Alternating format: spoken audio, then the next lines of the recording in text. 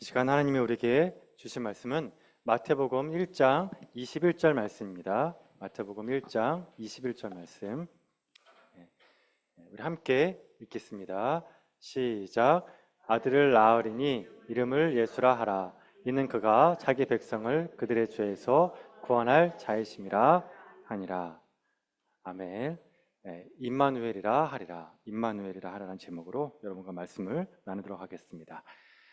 유대인들은 결혼 풍습이 있었는데 그 단계가 네 단계입니다. 그 첫 번째 단계가 뭐냐면 중매입니다. 중매. 여기서 한번 퀴즈를 한번 내보겠습니다. 여러분 그 성경에 나와 있는 성경에 수없이 많은 결혼들이 있잖아요. 그러면 첫 번째로 중매 결혼한 사람은 누굴까요? 성경에 나와 있는 사람 중에서 첫 번째로 중매 결혼한 사람. 이삭, 그쵸? 그 떠오르는 이삭일 것 같잖아요, 그쵸? 근데 더 깊이 있게 한번 묵상해 보겠습니까? 아담과 하와입니다. 왜 그러냐면은 창세기 2장 22절, 23절에 보면은요, 아담이 있는데 하나님이 아담의 갈비뼈에서 하나를 빼가지고 하와를 만드셨죠. 저도 제가 이 말씀을 묵상했을 때 전 옛날에 여자는 갈비뼈가 그래도 한 개인 줄 알았어요. 예, 말씀대로 믿어야 되니까. 그래서 남자는 갈비뼈가 많지만 여자는 갈비뼈가 하나밖에 없구나.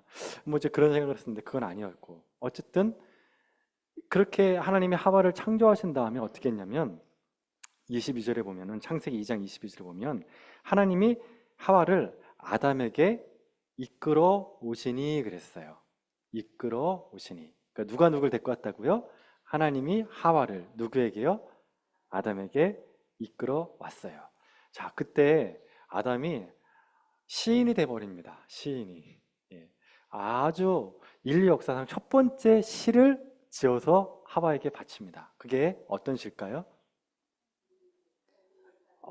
여러분 아시네요. 예. 예. 내 뼈 중에 뼈요, 살 중에 살이로다. 이게 첫 번째 시예요. 아담이 만든 인류 역사 첫 번째 시예요. 그래서 여러분 배우자에게 한번 나중에 한번 이렇게 고백해 보시기를 바랍니다. 아멘이 없네요. 너무 좀 그렇죠. 어쨌든 그 뒤로 이제 두 번째 결혼식이 나오는데 중매 결혼이 나오는데 그게 여러분 아까 말씀하셨던 이삭이죠. 이삭. 근데 여기서 그, 그 중매가 그 뒤로 이제 쭉 창세기 때부터 이 중매 결혼이 쭉 이어집니다. 근데 중매 결혼만 하는 게 아니라 연애 결혼도 있잖아요. 그렇죠? 근데 그러면 연애 결혼했을 때는 중매가 필요 없겠냐는 거예요. 근데 그렇지 않아요. 연애 결혼을 하려고 해도 중매사는 꼭 있어야 됐습니다. 왜 그러냐면 이제 유대인들은 약혼식을 할 때 세 가지를 가져갑니다. 이걸 꼭 기억하십시오. 오늘 본문과 또 성경 전체에 연결되기 때문에 그렇습니다. 뭐냐면 계약서입니다. 계약서. 그 다음에 두 번째가 뭐냐면은 계약서하고 그 다음에 지참금입니다. 돈을 가져가요. 그 다음에 세 번째가 뭐냐면은 포도주하고 포도주 잔이에요. 포도주하고 포도주 잔. 이 세 가지를 가지고 갑니다. 근데 여기서 중요한 건 뭐냐면 계약서하고 아까 지참금이죠. 그러면 신랑 측하고 신부 측이 서로 지참금 얘기를 할 때 만나가지고 얘기하는 게 좀 그렇지 않습니까? 또 계약서를 써야 돼요. 근데 이 계약서 내용이 보통 뭐냐면 남자의 의무예요. 남자의 의무. 그 신랑 쪽이 결혼을 해주면, 신부 측에서 결혼을 해주면 이러이러한 일을 우리 신랑 측에서 해주겠습니다 라는 조건문을 이렇게 쭉 쓰는 거예요. 그러니까 이런 조건문하고 지참금 얘기를 하는데 직접 얘기하는 좀 그렇잖아요. 그래서 중매사를 두는 거예요. 그리고 중매사가 계속 오가면서 대화를 하면서 계약서 내용과 지참금의 금액을 결정합니다. 이렇게 해서 1단계가 딱 끝났어요. 1단계. 그럼 두 번째로 단계가 뭐라고요? 이제 약혼식을 하는 거예요. 약혼식. 자, 이 약혼식을 할 때 보통 어디서 하냐면 마을 입구에서 합니다. 왜냐면 유대인들이 법적 효력이 있으려면 반드시 2명 이상의 증인이 필요해요. 그래서 법원에 갔을 때 2명 이상, 그 다음에 누군가 신고할 때도 2명 이상. 그래서 결혼식을 할 때도 2명 이상의 증인이 필요해요. 그러면 여러분 사람들이 제일 많이 모이는 곳이 어디겠습니까? 마을이겠죠. 마을 입구. 예. 그러면 수없이 많은 사람들이 증인이 되는 거예요. 그래서 자연스럽게 마을 입구에 딱 갑니다. 자, 이제 상상해 봅시다. 신랑 측에서 아빠하고 엄마하고 아들이 가족들을 데리고 신부가 있는 사는 마을에 갑니다. 그래서 마을에 딱 가요. 입구에. 그럼 이제 신부 측도 모이는 거예요. 그러면 동네 사람들이 다 구경 났다고 다 모이는 겁니다. 이제 그 사람들의 증인이에요. 자, 그럼 첫 번째로 뭘 하냐? 신랑 측, 예, 신랑 측 아빠가 계약서를 딱 들고 읽습니다. 아, 우리 아들하고 결혼해 주시면 우리가 이렇게 하고 이렇게 하고 이렇게 하고 쫙 그 계약서 내용을 쭉 읽어줍니다. 자, 그러면 두 번째 읽고 나잖아요. 그럼 이제 아빠가 그 이제 신부 측 아빠가 끄떡거리겠죠. 그럼 이제 두 번째로 돈을 이따만 뭉탱이로 딱 드리는 거예요. 지참금을. 그럼 이제 지참금을 그 앞에서 세는 거예요. 그래서 딱 맞다고, 금액이 맞다고. 그럼 이거 주변에 있는 사람들 다 끄떡떡 하겠죠. 근데 여기서 끝나는 게 아니에요. 제일 중요한 마지막 이 약혼식의 하이라이트가 있습니다. 아까 한 가지 더 있었죠. 그게 뭐였죠? 포도주. 네. 포도주에다가 이 잔에다가 포도주를 따르는 거예요. 이게 왜 중요하냐면 이거를 하느냐 안 하느냐에 따라서 도장을 찍느냐 찍지 않느냐가 결정되거든요. 네. 그래서 신랑이 이건 아무도 할 수 없어요. 신랑이 포도주를 쫙 이 컵에다 따라요. 차겠죠? 이걸 누구한테 주냐면 신부한테 주는 거예요. 자, 이제 신랑 측 아빠하고 신부 측 아빠는 다 끄덕거렸습니다. 마을 사람 다 지켜보고 있습니다. 이제 신부가 잔을 받습니다. 이 잔이 이름이 뭐냐면 언약의 잔이에요. 언약의 잔. 뭐죠? 약혼식 언약하는 언약의 잔이에요. 이 잔이 포도주 받았죠. 이 잔을 딱 받고 이제 신부가 이거를 마시면 허락. 그런데 딱 마시려고 보니까 남자가 곰보야, 곰보. 그리고 키가 왜 이렇게 작아? 그리고 들어보니까 성격이 아주 안 좋아요. 근데 이 사람하고 결혼하면 평생 고생할 것 같아. 그리고 게을러. 그러면 이 잔을 마셔야 됩니까? 마시지 말아야 됩니까? 그쵸? 예? 그럼 옆에서 막 아빠가 꾹꾹 찌르고 엄마가 꾹꾹 찔러도 안 마셔야 돼. 그때는. 그쵸? 안 마시고 계속 가만히 있어요. 남자가 이렇게 주는데도. 그러면 어떻게 될까요? 그 약혼식은? 예, 성립이 안 돼요. 예, 그걸로 이제 끝나는 거예요.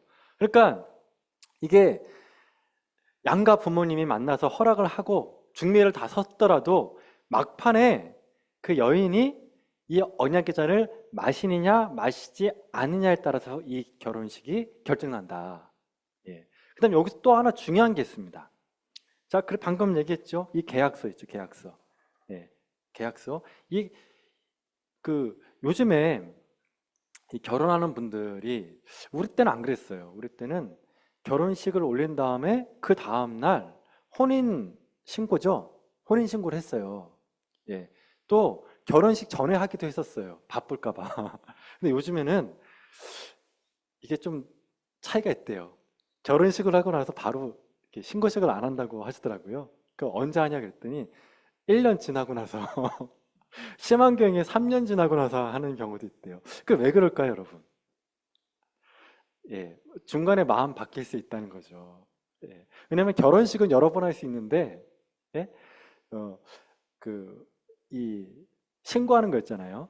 예, 혼인 신고서는 이건 한 번 하면 기록에 남잖아요. 그래서 법적인 효력이 없게 하려고 이거 나중에 한다고 하더라고요. 그런데 이 방금 말씀드렸던 이 약혼식 있죠. 이 약혼식이 뭐냐면은 유대인들에게 약혼식은 결혼 언약 혼인 신고서. 죄송해요. 예, 제가 이 단어가 자꾸 안 떠오르네요. 예. 그러니까 약혼식이 뭐라고요, 여러분? 예, 다시 혼인 신고서예요. 이게 지금 키워드예요, 제가. 중요한 거거든요. 그러니까 혼인 신고서예요. 그러니까 이 여성분이 이거를 딱 마시는 순간 혼인 신고가 되는 거예요. 율법적으로. 그러면 이제 남자와 여자는 법으로는 부부예요. 약혼식을 했는데 부부인 거예요. 이게 중요합니다, 여러분. 그러니까 이제 두 사람은 법적 부부가 된 거예요. 이 포도주를 마시는 거 그 자체로. 자, PPT 1번 한번 띄워주시겠습니까? 네. 그래서 여기 보시면 포도주를 마셨죠? 예, 포도주를 마시면 이제 신랑이 신부에게 이제 두 번째 고백을 합니다. 뭐라고 고백하는지 한번 보세요. 나는 내 아버지 집에서 당신과 함께 새 포도주를 마시기 전까지 이 잔에 든 것을 마시지 않겠습니다. 라고 얘기해요. 이게 뭔 뜻이냐면 내가 다른 사람하고는 포도주를 마시지 않겠습니다. 이제 그 얘기를 하는 거예요. 낭만적이죠. 근데 여러분 보세요. 그 밑에 예수님이 최후의 만찬 때 하신 말씀이 있어요. 최후의 만찬했던 말씀 같이 한번 읽어볼까요? 시작. 내가 포도나무에서 난 것을 이제부터 내 아버지의 나라에서 새 것으로 너희와 함께 마시는 날까지 마시자. 여러분 이게 어때요? 내용이 어때요? 똑같죠? 그래서 여러분 예수님의 그 최후 만찬이 뭐냐면은 언약식 맺는 거예요. 언약식이에요. 그 밑에 거 보세요. 너희가 다 이것을 마시라. 이것은 죄 사함을 얻게 하려고 많은 사람을 위하여 흘리는 나의 피, 곧 무슨 피라고요? 그렇죠. 언약의 피예요. 그러니까 예수님의 최후 만찬 때 잔에다가 포도주를 따라주면서 이건 나의 피다. 이건 언약의 피다. 그리고 받으라, 마시라 그랬죠. 그랬더니 제자들이 어땠어요? 이걸요? 마셨어요, 안 마셨어요? 마셨죠. 그럼 이제 제자들에게 있어서 신랑은 누구예요? 예수님이에요. 그럼 제자들이 이제 누가 되는 거예요? 신부가 되는 거예요. 예. 그러니까 예수님은 뭘 이용했냐면 당시의 결혼식 유대 문화의 결혼 문화 있죠. 이걸 통해서 제자들과 새 언약을 맺었다는 거죠. 자, 이렇게 첫 번째 이제 약혼식이 끝났습니다. 약혼식. 근데 이 약혼식은 뭐하고 똑같다고요? 법적 효력이 있는 혼인서약식과 똑같다. 혼인신고가 똑같은 거다. 근데 만약에 여러분 이렇게 있다가 여자가 또는 남자가 마음이 바뀌었어. 에이, 약혼식 그거 없던 일로 할래? 그리고 만약에 그거를 없던 일로 하려 그러면 어떻게 되느냐? 여기 또 중요한 말이 나와요. 여기서. 그게 뭐냐면요. 우리 유대인들은 이혼할 때 서류를 쓰죠. 그거 뭐라고 쓰죠? 예? 이혼할 때 이혼 서류를 준단 말이에요. 예. 만약에 약혼식을 무효로 치려면 이혼 서약서를 써줘야 돼요. 약혼식을 무효로 할 땐. 그 이상한 거죠. 결혼식을 안 했는데도 약혼식을 깰 때는 법적 효력이 있기 때문에 이혼 서약서를 줘야 된다는 거예요. 자, 이게 아주 중요한 거예요, 여러분. 자, 이렇게 끝나고 나서 이제 남자하고 그다음에 시아버지 될 사람은 집으로 갑니다. 근데 갈 때 그냥 가는 게 아니에요. 자, 다음 PPT 보여주시겠습니까? 준비를 합니다. 이제 결혼 실제적으로 이제 법적인 효력이 있는 부부잖아요. 이제 무슨 준비를 하냐면 신부하고 신랑이 살 수 있는 신혼집을 준비하는 거예요. 신혼집을. 그래서 신혼집을 어디다 정하냐면 보통 아빠 집 있죠. 아빠 집을 더 확장하거나 아니면 바로 옆집에다가 이제 신혼집을 차리는 거예요. 예. 그리고 또 7일 동안 결혼식을 해야 되기 때문에 이제 재정 준비를 하는 겁니다. 이게 어디에 나오냐면 우리 앞에 보이는 말씀이에요. 자, 같이 한번 읽어보겠습니다. 내 아버지 집에 시작. 내 아버지 집에 거할 곳이 많도다. 그렇지 않으면 너희에게 일렀으리라. 내가 너희를 위하여 거처를 예비하러 가노니 가서 너희를 위하여 거처를 예비하면 내가 다시 와서 너희를 내게로 영접하여 나 있는 곳에 너희도 있게 하리라. 자, 이게 뭐냐면 신랑이 이제 약혼식을 하고 아빠 집에 가죠. 그래서 뭘 만든다 그랬죠? 신혼집 만든다 그랬죠. 요게 요 얘기예요. 자, 예수님이 떠났죠. 최후의 만찬하고 십자가에서 죽으시고 부활하시고 승천하셨잖아요. 그쵸? 그때 예수님이 최후 만찬 때 하셨던 말씀이 이 말씀이에요. 내가 어디에 가서? 아버지의 집. 아버지의 집이 어디예요? 천국. 천국에 가서 뭘 만들겠다? 신혼집을 만들겠다. 그 신혼집이 누구 집입니까? 저와 여러분의 집이에요. 예수님이 천국 가서 내가 너희와 함께 살 수 있는 집을 마련하겠다. 지금 이 얘기를 한 겁니다. 자, 이 얘기를 들었던 제자들은 예수님이 지금 하는 말이 무슨 말인지 알았을까요? 몰랐을까요? 알았죠. 왜 이게 지금 유대인들의 결혼식 문화잖아요. 그렇죠? 유대인들의 결혼식 문화이기 때문에 아까 말씀드렸던 이게 나의 언약의 피야. 마셔. 예수님이 우리하고 언약을 맺길 원하시는구나. 자, 그 다음에 그렇죠. 예수님 어디 가십니까? 그랬더니 내가 너희들 거처를 마련하러 간다. 또 이게 결혼식 얘기인데? 그러면서 이해를 하는 거예요. 그래 예수님이 부활하시고 승천했을 때 이걸 다시 상기했을 때 천국에서 우리가 살 집을 예수님이 마련하러 가셨구나. 이제 그거를 알았다는 거죠.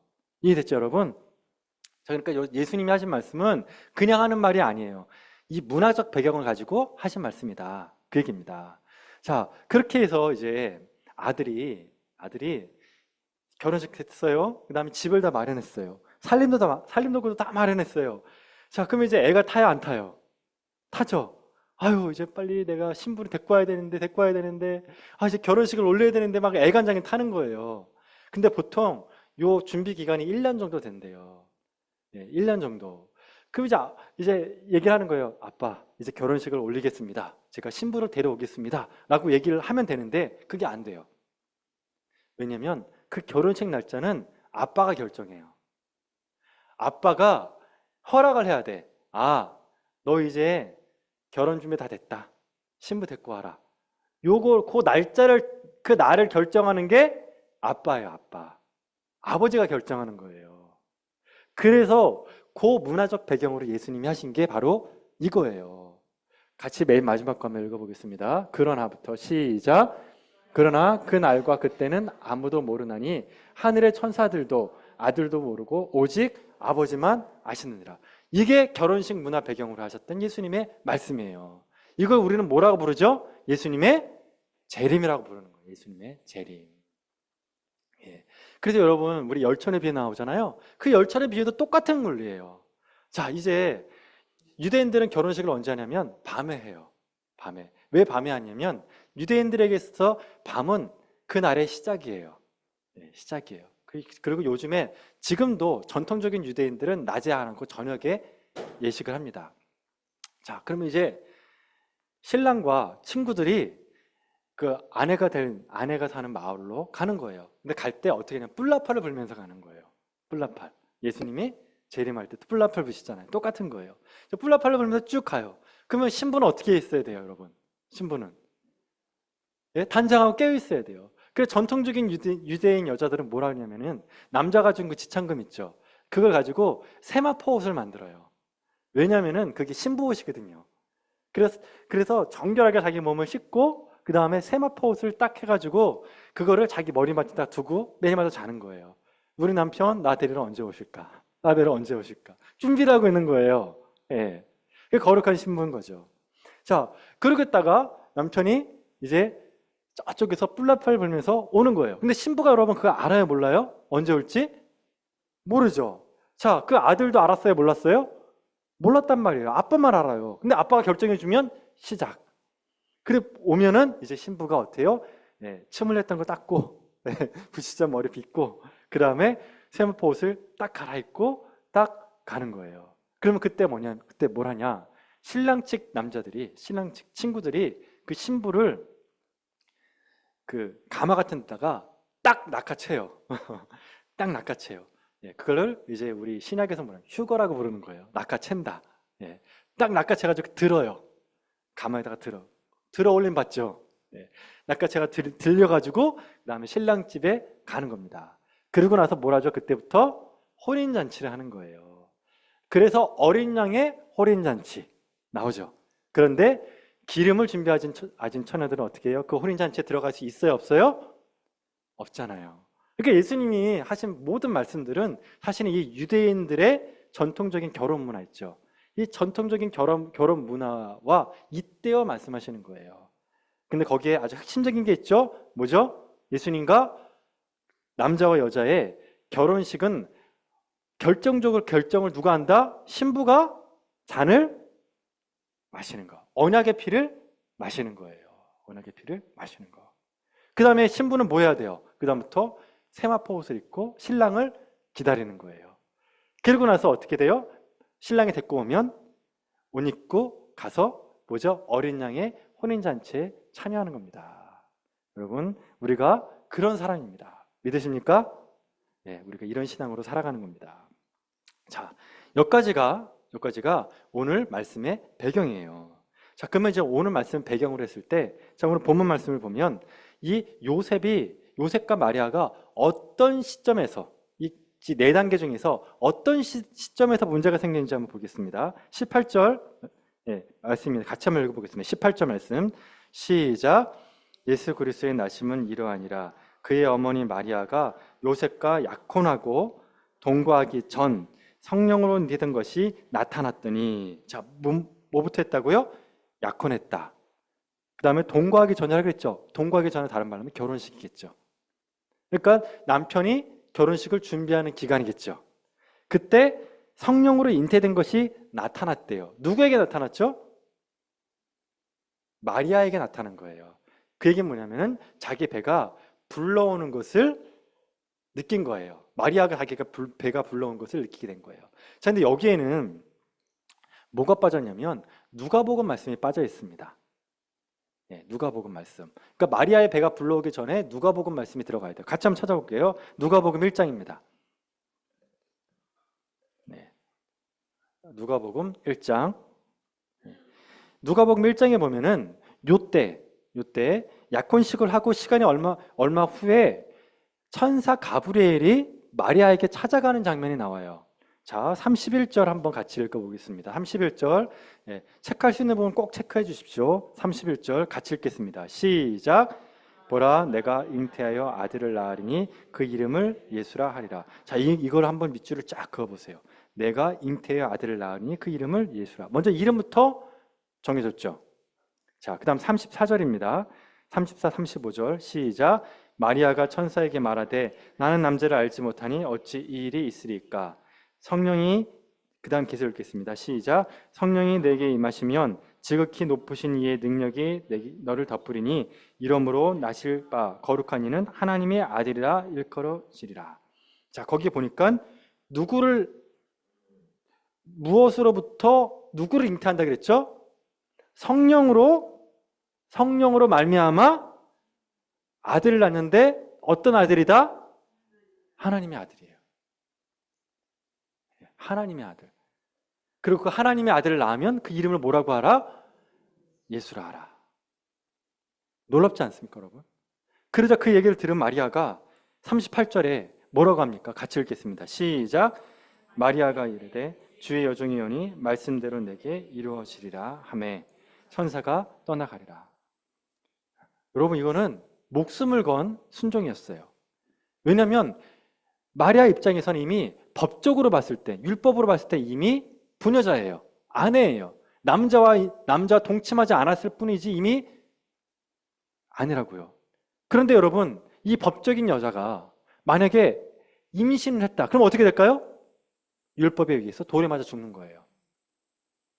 여기서 우리가 또 하나 특이한 점은 뭐냐면 마리아는 이렇게 중요한 일을 듣고 요셉과 상의하지 않았다는 거예요. 여러분이라면 한번 생각해 보세요. 여러분, 이렇게 중요한 일을 하나님부터 얘기해 준다면 여러분, 남편하고 상의하겠습니까? 안 하겠습니까? 네, 잘 모르겠죠. 근데 마리아는 상의하지 않았어요. 일단 순종했어요. 목숨을 건 순종이에요. 그리고 나서 자기의 배가 불러오는 것을 느낀 거예요. 이제 마리아 입장에서는 더 이상 기다릴 수가 없었어요. 이걸 빨리 요셉한테 알려야 되는 상황이 벌어진 거예요. 자, 그럼 여러분, 마리아가 다른 사람을 시켜서 했을까요? 아니면 자기가 본인이 직접 가서 얘기했을까요? 예, 이거는 누구한테 시킬 수가 없어. 그렇죠? 오해 사기 딱 좋은 말이에요. 그래서 아마 그리고 주석집 같은 데 봐도 다 똑같은 얘기예요. 직접 찾아갔을 것이다. 그래서 마리아가 분명히 요셉한 집에 가가지고 잠깐 얘기하자고 얘기했을 거예요. 자, 마리아가 요셉한테 처음에 뭐라고 얘기했을까요? 이거부터는 제 상상력입니다. 아마 이랬을 겁니다. 요셉을 딱 보면서. 요셉, 내가 지금 말하는 거 잘 들어. 먼저 한번 확인 테스트. 나 믿어 안 믿어? 그거부터 했을 거예요. 나 믿어 안 믿어? 나 믿지? 나 사랑해 안 사랑해? 사랑하지? 자, 그럼 내가 말하는 거 잘 들어. 그러면서 본인한테 찾아왔던 가브리엘이 했던 말을 다 얘기해 줬을 거예요. 그리고 정말 내가 그렇게 순종하겠다고 했을 때 정말 내가 배가 불러오기 시작하면서 태동이 내 안에서 느껴지기 시작했어 라고 얘기했을 겁니다.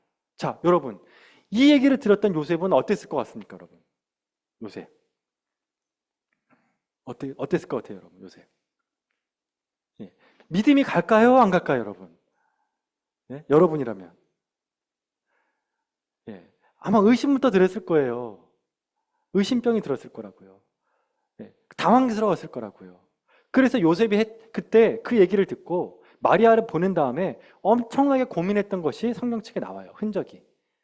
그리고 내가 이거를 어떻게 대처할 것인가에 대한 고민을 했을 거예요. 그리고 내린 결정이 뭐냐면, 자, 요셉한테는 두 가지 선택을 할 수가 있습니다. 첫 번째는 율법에 따라 임신한 여인을 돌로 쳐 죽이게 할 수 있었어요. 그 다음에 두 번째, 아까 그랬죠? 이혼 서류를 줄 수가 있었어요. 이혼하자고. 그럼 이혼하려고 그러면 먼저 이런저런 얘기를 해야겠죠. 내가 이런 상황이 있고 저 아내가 마음에 들지 않아서 나는 파혼하겠습니다. 그래서 그렇게 서약서를 주면 되는 거예요. 다시 파혼 서약서를. 요셉이 어떻게 했는지 한번 볼까요? 19절 말씀입니다. 같이 한번 읽어보겠습니다. 19절 말씀 시작. 그의 남편 요셉은 그를 드러내지 아니하고 가만히 끊고자 하여. 자, 가만히 끊고자 하여가 뭐냐면은 이혼을 하기로 했다. 관계를 끊고자 했다라는 뜻이에요. 그러니까 돌에 맞아 죽이는 방법은 아니고 가만히 끊고자, 이혼 서류 주걸로 끊고자 했다는 말씀입니다. 그런데 그렇게 요셉이 그 생각을 할 때, 20절 말씀, 그 생각을 할 때 어떤 일이 일어납니까? 그쵸. 그 결정을 마음에 내리자마자 그날 밤 천사가 요셉에게 찾아와요. 예. 다음 PPT, 세 번째 PPT 해주시겠어요? 근데 여러분 놀라운 걸 보세요. 놀라운 거. 여기 보면 밑에 여기 마리아에게 하신 말씀이 있죠. 이 마리아에게 하신 말씀과 요셉에게 했던 말씀을 비교해 보세요. 마리아에게 했던 말씀은 내가 잉태하여 아들을 낳으리니 그 이름 예수라 하리라 했죠. 자, 그러면 요셉에게 했던 말씀이 뭐죠? 아들을 낳으리니 예수라 하라. 그 다음 23절 보라 처녀가 잉태하여 아들을 낳으리니 예수라 하라. 어때요? 마리아에게 했던 말씀이 요셉하고 했던 말씀하고 똑같죠? 그렇죠? 그 다음에 빨간색 글씨를 보세요. 빨간색 성령이 내게 임하시고 하나님의 아들이라 일컬음을 받으리라. 어때요? 하나님이 우리와 함께 계시니라. 임마누엘이에요. 무슨 말이냐면 마리아에게 했던 그 얘기를 그대로 누구한테 했다? 요셉에게 했다. 그래서 요셉이 진짜구나. 이건 진짜구나라고 마리아를 자기의 아내로 데리고 와서 결혼식을 올린 겁니다. 그런데 오늘 말씀을 보면 끝부분에 뭐라고 마태복음 1장에 보면 마리아가 예수님을 낳기 전에는 잠자리를 갖지 않았다고 나오죠. 자, 이제 결론입니다. 그럼 여기서 문제가 생겨요. 여러분, 예수님과 요셉은 생물학적인 혈연 관계가 있습니까? 없습니까? 다시, 예수님과 요셉은 생물학적인 혈연 관계가 있습니까? 없습니까? 생물학적인 혈연 관계 없죠? DNA가 섞였어요, 안 섞였어요? 그렇죠? 그런데 어떻게 요셉의 아들 예수예요? 다윗의 아들 예수가 되는 거죠? 그렇죠? 그래서 이 부분을 우리가 해결해야 돼요. 그 다음 페이지예요. 그게 그 율법에 의해서는 그것이 가능하다는 거예요. 맨 위에 부분, 율법은 생물학적인 혈통과 법적 혈통을 모두 인정하는 거예요. 여러분 그 계대 결혼 아시죠? 계대 결혼. 형이 죽었어요. 그러면 그 동생이 어떻게 해요? 형의 족보를 위해서 형수하고 결혼해서 애를 낳잖아요. 그러면 그 낳은 애는 누구의 아들이에요? 큰형의 아들이죠. DNA가 섞이지 않았는데도 불구하고 어떻게 돼요? 혈연 관계가 없음에도 불구하고 법적으로는 인정을 하는 거예요. 그러니까 유대 율법에 의해서는 그것이 가능하다. 그래서 여러분 예수님은 두 번째, 예수님은 성령으로 잉태되어 동정녀 마리아에게 나섰어요. 이것이 우리가 사도신조에 고백하는 거죠. 그렇죠? 두 번째, 율법이 요구하는 요셉과 마리아의 법적 관계로 메시아의 얘기가 성취된다. 그러니까 뭐냐면 율법의 요구를 예수님이 충족합니까? 안 합니까? 충족한다. 율법의 요구를 충족한다. 그래서 예수님과 요셉의 관계는 생물학적인 관계는 아니지만 율법적으로는 부자 관계가 형성이 되는 거예요. 율법적으로는 율법의 요구를 채운 거예요. 자, 이게 왜 중요하냐? 왜 중요하면 저와 여러분의 관계가 그렇기 때문에 그래요. 그래서 이 말씀만 놓고 마무리를 짓도록 하겠습니다. 같이 한번 찾아볼게요. 로마서 8장 15절입니다.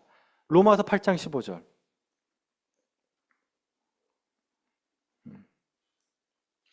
로마서 8장 15절. 예, 그리고 이 부분에도 좀 더 깊이 있게 연구하기 원하는 분은 있으면 각주 제가 써놨거든요.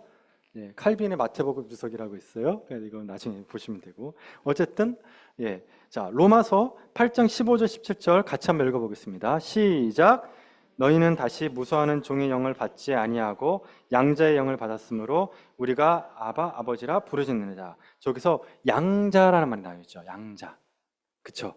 예, 이게 법적 율법에 말하는 법적 자녀예요.